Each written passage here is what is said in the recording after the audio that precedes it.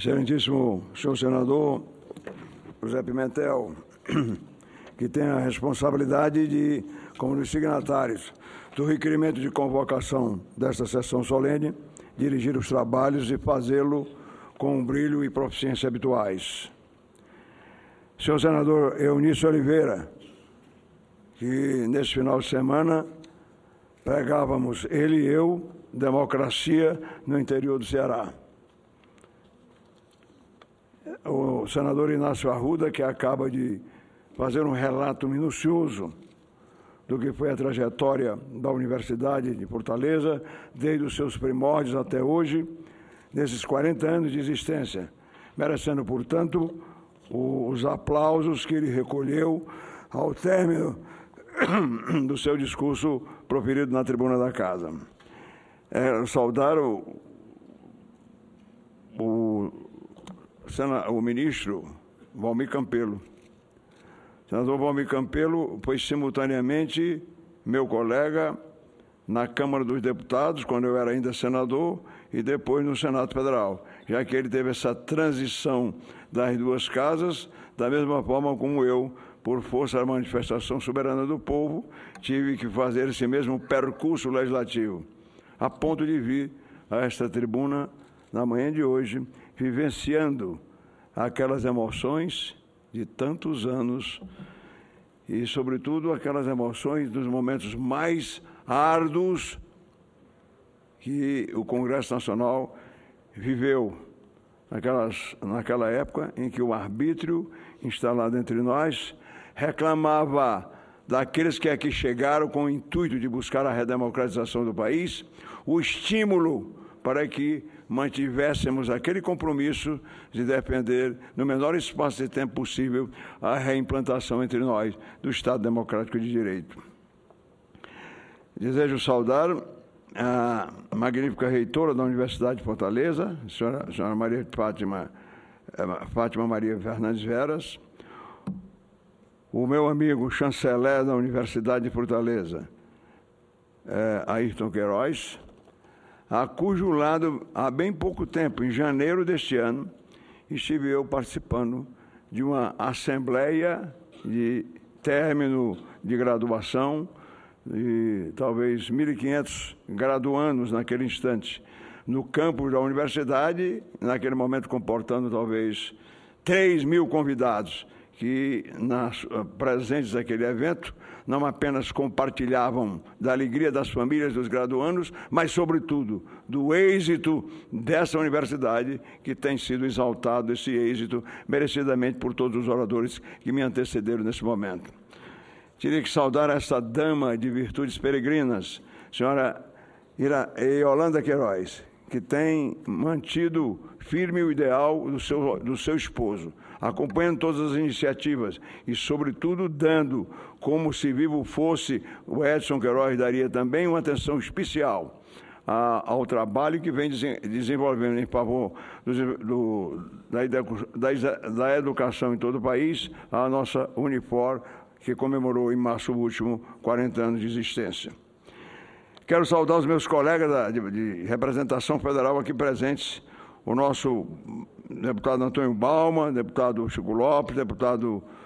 Danilo Forte, enfim, a todos eles que diariamente compartilhamos batalhas legislativas árduas, como ocorreu recentemente, quando fomos compelidos a vivenciar durante 25 horas ininterruptas a responsabilidade de representar o povo brasileiro na apreciação de uma matéria complexa, que era a modernização dos portos em todo o país. Desejo saudar, e o faço com imensa alegria, ao presidente da nossa Academia Cearense de Letras, José Augusto Bezerra, meu confrade naquela academia, ele que se alçou ao cargo de presidente recentemente, e eu que lá já me encontro há algum tempo. E, evidentemente, ele traz a expressão do pensamento cultural do Ceará a essa solenidade. Queria saudar também o editor do Diário do Nordeste, jornalista Pádua Lopes, que em determinado momento da minha vida pública, 2 anos atrás, fez a saudação em nome de todos os seus colegas que no cômputo de alguns janeiros que eu cumprira como legislador, quer como deputado estadual, presidente da Assembleia, senador e agora deputado federal, eu pude corresponder às expectativas do povo cearense. A ele, portanto, mais uma vez o meu agradecimento e teria que agradecer também ao nosso confrade Ricardo Bacelar, que a ele eu teria que dizer o seguinte, se ele me pode permitir relembrar o fato,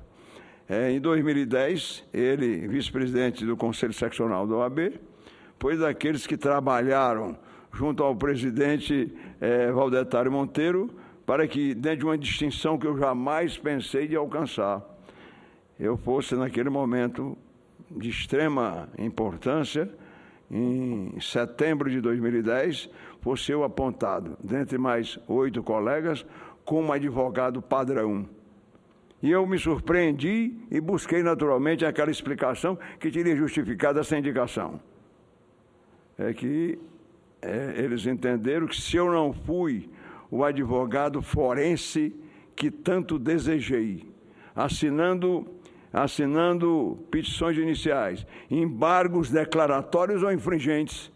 se eu não cumprira esse rito processual, eu procurei identificar a razão, então teria dito naquela ocasião, como realmente eu fiz, que se eu não fui o advogado forense como pretendi, eu me transformara, sabem o quê, senhores e senhoras? Me transformara em advogado do povo na sucessividade dos mandatos que tenho desempenhado até hoje. Essa é uma referência histórica de caráter pessoal que eu não me dispensaria de fazê-lo ao visualizar. O meu companheiro da Academia Cearense de Retórica, que ali atua como um dos tribunos mais vigorosos na afirmação daquelas diretrizes que justificam o funcionamento da nossa Arcádia. Enfim, queria saudar a todos os presentes que aqui estão, o Pio Rodrigues e Dona Estela, que aqui estão presentes, o Pio Rodrigues, que também assistiu a sua genitora, Edir Rolim, me fazer a entrega, mas numa fase mais recuada, da medalha Clóvis Rolim, do saudoso Clóvis Rolim, em função de trabalhos que eu executara em favor do desenvolvimento comercial do Ceará. Teria que saudar também o ex-reitor da Universidade Federal do Ceará, Roberto Cláudio, que deu sequência às atividades inicialmente conferidas naquela extraordinária figura de educador, que foi Antônio Martins Filho, de quem eu fui aluno, e em cujo escritório de advocacia trabalhei talvez por uns 4 ou 5 anos, naqueles primórdios de uma carreira frustrada, porque ao invés de me direcionar para o exercício profissional da advocacia, recebi o aceno do povo para representá-lo em tantos mandatos até chegar a essa Casa Legislativa, numa fase já mais adiantada, e aqui buscar, senhoras e senhores,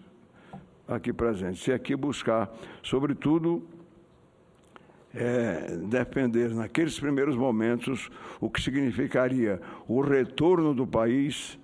à normalidade político-institucional. Portanto, ao saudar todos os presentes,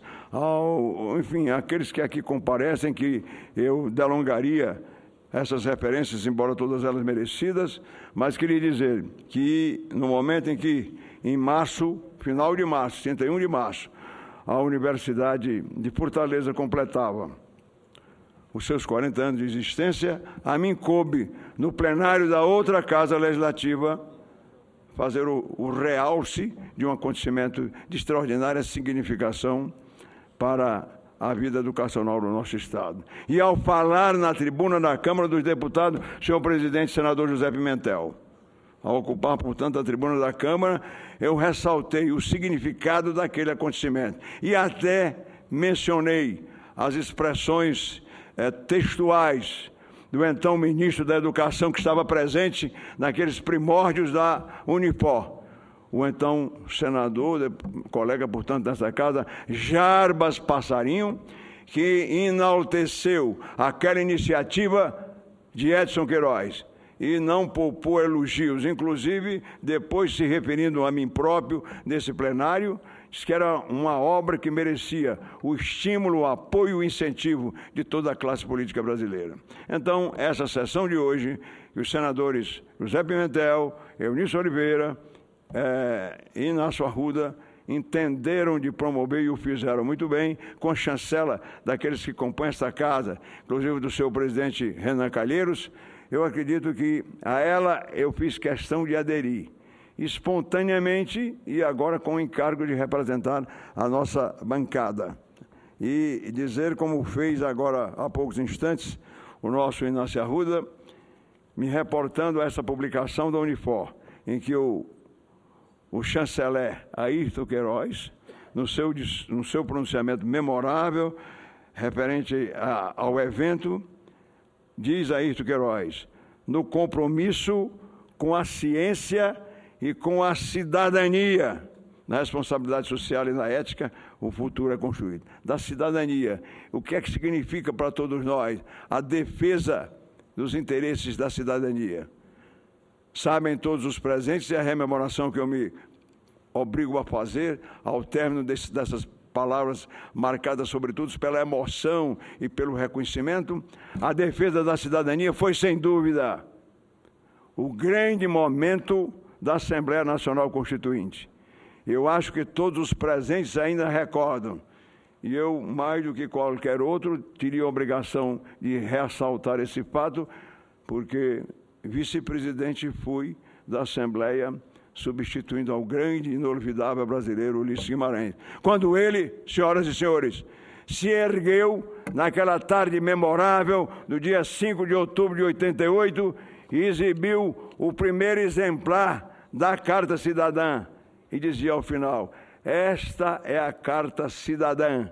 ninguém ousa ultrajá-la. Então, quando a Universidade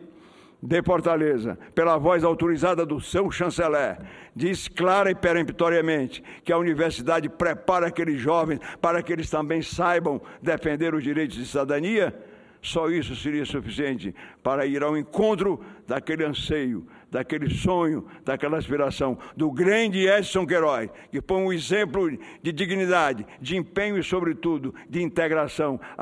aos problemas e às questões mais legítimas de todo o povo cearense. Relembrando o Edson, e agora homenageando a minha amiga Yolanda Queiroz, o chanceler Ayrton Queiroz, eu quero cumprimentar em nome dos colegas da bancada na Câmara dos Deputados, nessa mesma tribuna, senhoras e senhores, nessa mesma tribuna que tantas vezes eu ocupei em momentos de reflexão, vivendo aqueles instantes que eram dramáticos para o país, as cassações de mandatos, a suspensão de funcionamento de casas legislativas. Nesse mesmo plenário, aqui cheguei em 1º de fevereiro de 1975, trazendo comigo e com mais 15 colegas que subiram a rampa do Congresso Nacional, trazendo naturalmente como sonho, como aspiração e como dever a reconquista da normalidade política e institucional, que se efetivou no dia 5 de outubro de 88, com a promulgação da Carta Cidadã. Muito obrigado, senhoras e senhores. Muito obrigado, senhoras e senhores.